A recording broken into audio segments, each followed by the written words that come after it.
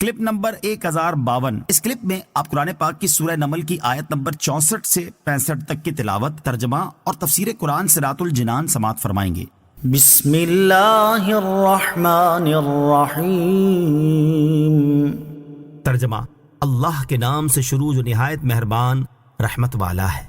امن یبدأ الخلق ثم یعیدہ ومن یرزقکم من السماء والارض اإلہ مع اللہ قل هاتوا برہانکم ان کنتم صادقین۔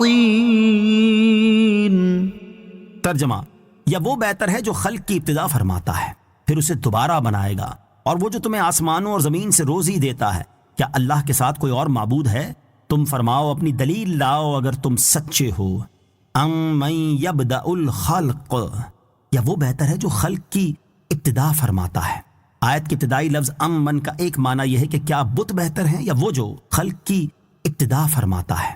دوسرا معنی یہ ہے کہ مشرکین جنہیں اللہ تعالیٰ کا شریک ٹھہراتے ہیں وہ ہرگز بہتر نہیں بلکہ وہ بہتر ہے جو مخلوق کو بغیر کسی مثال کے ابتداءً پیدا فرماتا ہے، پھر مخلوق کی موت کے بعد اسے دوبارہ بنائے گا۔ کفار اگرچہ موت کے بعد زندہ کیے جانے کا اقرار اور اعتراف نہیں کرتے تھے، اس کے باوجود ان کے سامنے اللہ تعالیٰ کے دوبارہ زندہ کرنے پر قادر ہونے والی دلیل اس لیے بیان کی گئی کہ جب وہ دوبارہ زندہ کیے جانے پر ناقابل تردید دلائل قائم ہیں تو ان کا اقرار نہ کرنا کچھ بھی قابل لحاظ نہیں، بلکہ جب کفار ابتدائی پیدائش کے قائل ہیں تو انہیں دوبارہ پیدا کیے جانے کا قائل ہونا پڑے گا، کیونکہ ابتدائی پیدائش دوبارہ پیدا کیے جانے کی انتہائی مضبوط دلیل ہے، تو اب ان کے لیے اس سے عذر و انکار کی کوئی جگہ باقی نہیں رہی۔ مزید ارشاد فرمائے کہ اور وہ جو تمہیں آسمانوں سے بارش کے ذریعے اور زمین سے نباتات کے ذریعے روزی دیتا ہے، کیا اللہ تعالیٰ کے ساتھ کوئی اور معبود ہے جس نے یہ کام کیے ہوں؟ ہرگز اس کے ساتھ کوئی اور معبود نہیں ہے۔ اے حبیب علیہ الصلوۃ والسلام، آپ ان سے فرما دیں اگر تم اپنے اس دعوے میں کہ اللہ تعالیٰ کے سوا اور بھی معبود ہیں سچے ہو تو بتاؤ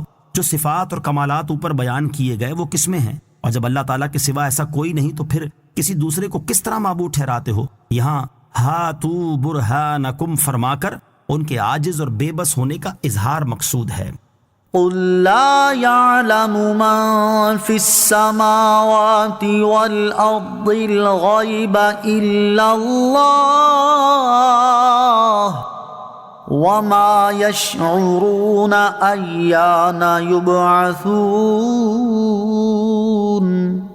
ترجمہ: تم فرماؤ اللہ کے سوا آسمانوں اور زمین میں کوئی غیب نہیں جانتا اور لوگ نہیں جانتے کہ انہیں کب اٹھایا جائے گا۔ قل، تم فرماؤ۔ اس آیت کا شان نزول یہ ہے کہ مشرکین نے رسول کریم صلی اللہ تعالیٰ علیہ وآلہ وسلم سے قیامت کے آنے کا وقت دریافت کیا تھا۔ ان کے بارے میں یہ آیت نازل ہوئی اور آیت کا معنی یہ ہے کہ صرف اللہ تعالیٰ ہی غیب جانتا ہے، اس کے علاوہ اور کوئی غیب نہیں جانتا، اور قیامت قائم ہونے کا وقت بھی اسے ہی معلوم ہے، اور آسمانوں میں جتنے فرشتے ہیں اور زمین میں جتنے انسان ہیں وہ نہیں جانتے کہ انہیں دوبارہ کب اٹھایا جائے گا۔ غیب کا علم اللہ تعالیٰ کے ساتھ خاص ہونے سے متعلق اہم کلام۔ اس آیت میں اور اس کے علاوہ کئی آیات میں غیب کے علم کو اللہ تعالیٰ کے ساتھ خاص کیا گیا ہے اور اللہ تعالیٰ کے علاوہ سے علم غیب کی نفی کی گئی ہے۔ اسی مناسبت سے یہاں ہم علم غیب سے متعلق ایک خلاصہ ذکر کرتے ہیں تاکہ وہ آیات، احادیث اور اقوال علماء جن میں اللہ تعالیٰ کے علاوہ دوسروں سے علم غیب کی نفی کی گئی ہے ان کا اصل مفہوم واضح ہو اور علم غیب سے متعلق اہل حق کے اصل عقیدے کی وضاحت ہو۔ چنانچہ اعلیٰ حضرت امام احمد رضا خان رحمۃ اللہ تعالی فرماتے ہیں علم غیب اللہ تعالیٰ کا خاصہ ہونا بے شک حق ہے، اور کیوں نہ ہو کہ رب عز و جل فرماتا ہے قُل لَا يَعْلَمُ مَن فِي السَّمَاوَاتِ وَالْأَرْضِ الْغَيْبَ إِلَّا اللَّهُ، تم فرما دو کہ آسمانوں اور زمین میں اللہ کے سوا کوئی عالم الغیب نہیں، اور اس سے مراد وہی علم ذاتی اور علم محیط یعنی ہر چیز کا علم ہے کہ وہی اللہ تعالیٰ کے لیے ثابت اور اس سے مخصوص ہے۔ علم عطائی کے دوسرے کا دیا ہوا اور علم غیر محیط کے بعض اشیاء سے مطلع ہو اور بعض سے ناواقف ہو اللہ تعالیٰ کے لیے ہو ہی نہیں سکتا، اس سے مخصوص ہونا تو دوسرا درجہ ہے، اور اللہ عز و جل کی عطا سے علوم غیب غیر محیط کا انبیاء علیہ الصلوۃ والسلام کو ملنا بھی قطعاً حق ہے، اور کیوں نہ ہو کہ رب عز و جل فرماتا ہے وَمَا كَانَ اللَّهُ لِيُطْلِعَكُمْ عَلَى الْغَيْبِ وَلَكِنَّ اللَّهَ يَجْتَبِي مِن رُّسُلِهِ مَن يَشَاءُ، اور اللہ کی شان یہ نہیں کہ اے عام لوگوں تمہیں غیب کا علم دے، ہاں اللہ چن لیتا ہے اپنے رسولوں سے جسے چاہے، اور فرماتا ہے عالم الغیب فلا یظہر علی غیبہ احدا، الا من ارتضى من رسول،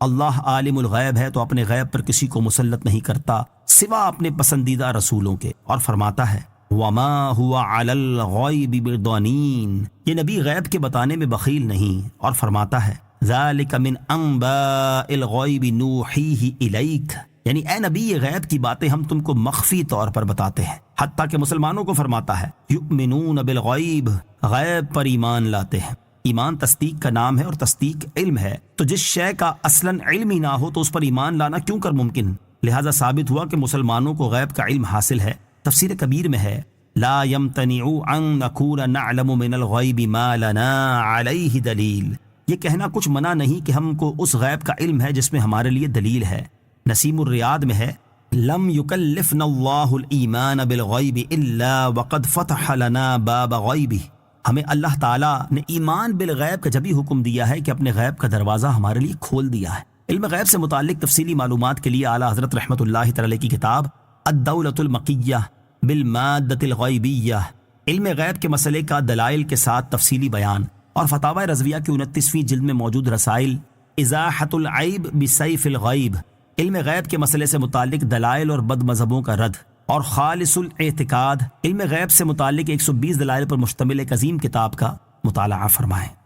صلو علی الحبیب صلی اللہ تعالی علی محمد صلی اللہ تعالی علیہ وسلم۔ مجھے اپنی اور ساری دنیا کی لوگوں کی اصلاح کی کوشش کرنی ہے انشاءاللہ عز و جل۔